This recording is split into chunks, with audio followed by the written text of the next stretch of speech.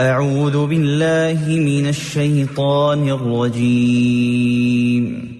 சபிக்கப்பட்ட ஷைத்தானை விட்டு அல்லாஹ்விடம் நான் பாதுகாப்பு தேடுகின்றேன்.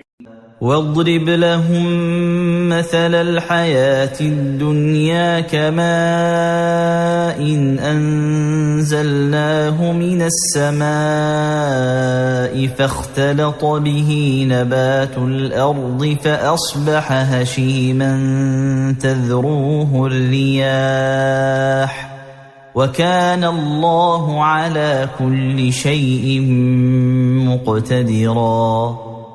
நபியே, இவர்களுக்கு இம்மை வாழ்வின் உண்மை நிலையை இந்த உதாரணத்தை கொண்டு விளக்குவீராக. நாம் இன்று வானத்திலிருந்து மழை பொழியச் செய்கின்றோம்.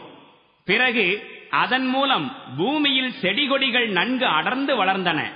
நாளை அதே கொடிகள் காற்றடித்துச் செல்லும் காய்ந்த பதராகி விடுகின்றன. அல்லாஹ் அனைத்தின் மீதும் பேராற்றல் கொண்டவனாக இருக்கின்றான்.